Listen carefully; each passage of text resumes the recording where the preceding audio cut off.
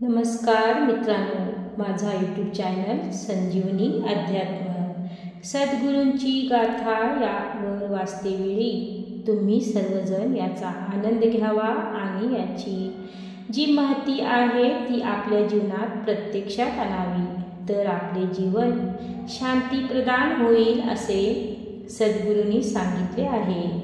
आज मी धर्म या विषयावर वाचणार आहे। तर धर्म आपल्या जीवनात आणि समाजात कसा आमचा सर्वांचा उद्धार करतो ते यावरून समजते। धर्म किंवा धर्मन हा शब्द द्रु या धातूपासून उत्पन्न झाला आहे। याचा अर्थ धारण पोषण करणारे।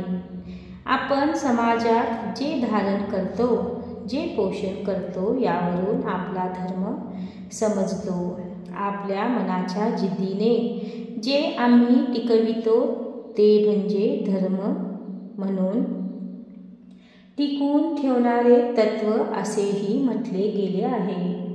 धारणात धर्म मिथ्याहू, धारण करतो तो धर्म असे म्हणतात। धर्माने प्रजेचे धारण होते, याच कारणाने सर्व स्थावर जगम त्रैलोक्याचे धारण धर्म करतो। धर्म सत्य प्रतिष्ठितम असेही म्हटले गेले आहे। मानव समाजात धर्म श्रेष्ठ आहे, धर्मातच सत्य आहे। धर्म पालन म्हणजे सत्य पालन। कितीतरी योद्ध्यांनी धर्मासाठी आपले प्राण त्याग केले आहे, म्हणून म्हटले गेले आहे धर्मो रक्षति रक्षिताः। आपण जर धर्माचा नाश केला तर धर्मच आपला नाश करतो। आपण जर धर्माचे रक्षण केले तर धर्माकडून आपले रक्षण केले जाते।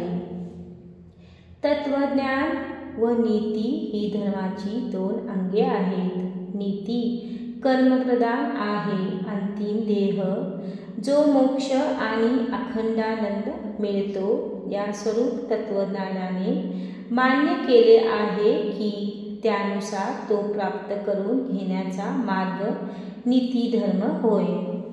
मानवाने जर शास्त्र शुद्ध साधना केली आणि आपले अंतःकरण पवित्र केले तर तो धर्मरूप बनू शकतो।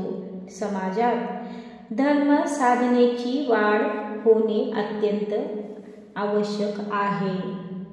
साधनेने मानवाचे आचरण शुद्ध बनते। आचार प्रभहो धर्मा या शास्त्रात आचार हाच धर्म श्रेष्ठ मानला आहे। आचारातून धर्माची उत्पत्ती होते। धार्मिक आचरणाने मानवाचे आयुष्यही वाढते। धर्माचरण हे मनुष्याला श्रेयस्कर म्हणजे हितावह होत असते। यामुळे भूलोकी कीर्ती व परलोकातही सुख प्राप्त होत असते। परमेश्वर सद्गुण संपन्न आहे, त्याचा धर्म पाळणारा मनुष्यही सदाचारी संपन्न सुखी आणि समृद्ध असतो। सदाचाराने माणूस शुद्ध होत होत खरा धार्मिक बनतो। धर्माचा शोध घेणारी संत मंडळी स्वतः देवरूप झाली असा जगाचा इतिहास आहे। श्री सद्गुरू